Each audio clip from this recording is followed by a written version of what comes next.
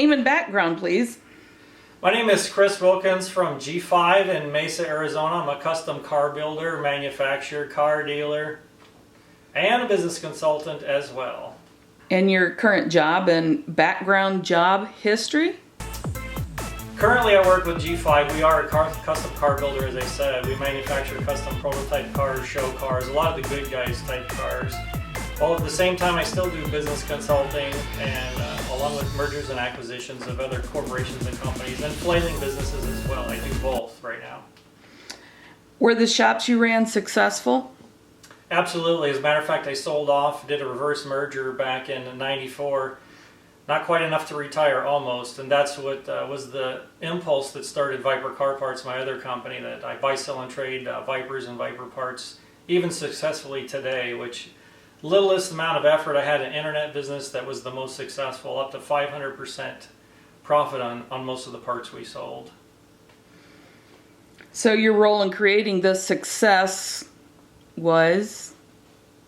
Well, just purely by background, starting at a young age from high school. I owned a body shop while I was in high school, also attending college, which was all automotive related, and from there progressing, dealing with various facets of employees, contractors, building cars, customer service, and so forth.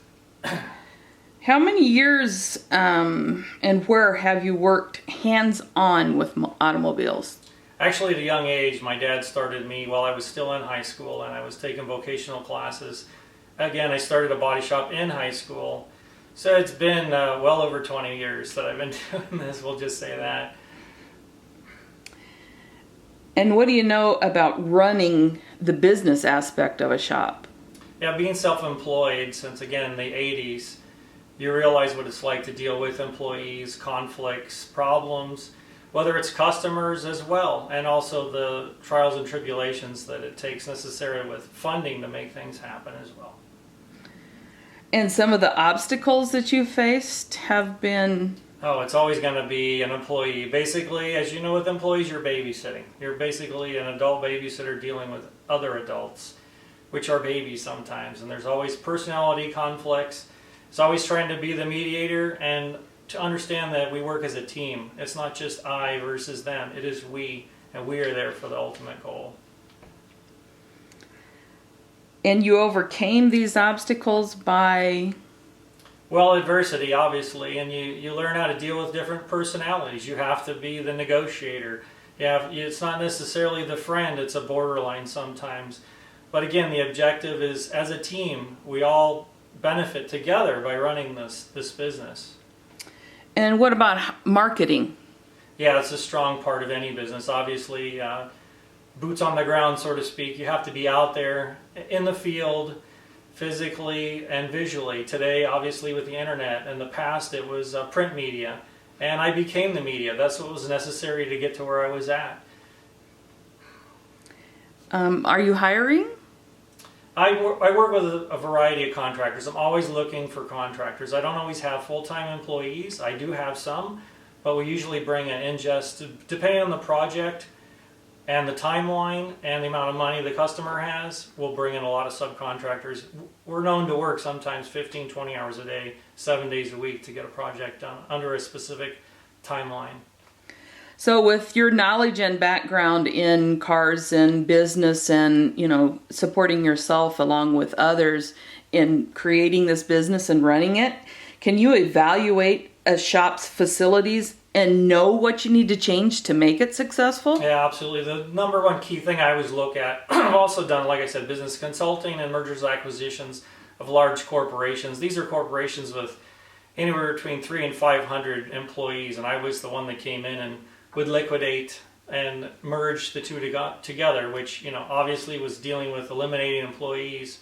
But you assess things like a proper business plan, a financial statement, use of proceeds, and to find out what the end goal objective is, which changes year to year and a 5-year, to meet those goals, not only with the company and those principles, but also with the goals of growing the business, maybe franchising the business, and also expanding with the proper employees, tools, and equipment that are necessary to make it successful.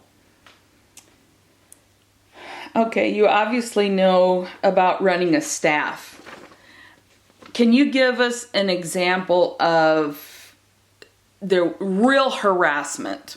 Something that, you was one of your biggest obstacles to overcome, and you did without pissing everybody off. Yeah, the biggest one I had most recently, obviously without names, is dealing with a younger, extremely talented individual working side by side with another talented individual. It's a little older, but the younger guy, very talented, very creative, and knew he was really good.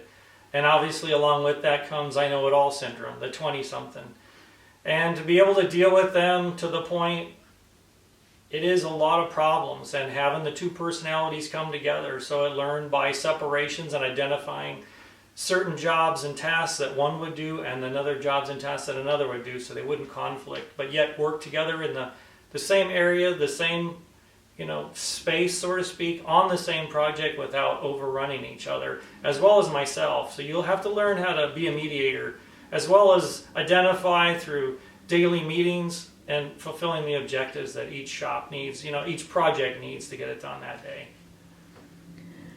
How would you describe yourself as a leader? You have to be one that at the end of the day they know you're the boss. And what the boss says goes. You're the one that's writing the checks. If you're the boss, you're the check writer, they have to listen to you.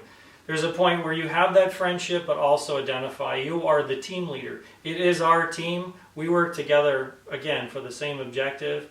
But if you're the leader, you need to lead. How do you deal with unruly staff? That can be a problem. Again, I usually, from identifying what jobs they're best at, vary them with those tasks and possibly moving them around the shop to a different location. Are you afraid of being disliked? Yeah, I could really care less. At the end of the day, the job has to get done. And again, it's to make the customer happy and to make profit. And if we're not doing that, that's the group effort. And if you're not part of the group effort, it's time for you to get the hell out. So how do you think you'll work with Richard? Richard seems like a great guy. I've never met him. I've seen him briefly on TV. Obviously, I'm also working 6-7 days a week because this is a passion. I love this business. Between collector car auctions and dealer auctions, I buy, sell, and trade. And between the other clients I have on the side that I consult with, it's hard to get TV time, so to speak. But he seems like a great person, obviously successful in business, which I admire and seem to generate myself. I magnetize myself around those kind of people as well. Why do you want to work on this project? Every time I see a business that needs help, I love to jump in. It's almost to the point, obviously, I got to eat, but I almost would do it for free. I've helped a lot of actually friends that are flailing businesses, especially with marketing problems. The little parts about managing people, you can bring new people in and get rid of people. There's always a problem person in a situation. And sometimes that person needs to go. And that's usually one of the problems I find in a lot of shops. That and a poor or no business plan is the number 2 problem I always find that I have to help resolve. Now here's the biggie. Why does Richard need you on this project? Well, I would find it hard to believe in my lifetime that I've never met someone that's a degree professional that has business experience in consulting, mergers, acquisitions, hiring and firing hundreds and thousands of people, working with investors, building show cars from the ground up, prototyping, painting, from marketing to wearing all those different hats, as well as hands-on fabricating as a car enthusiast person with the drive out of control. I can't stop.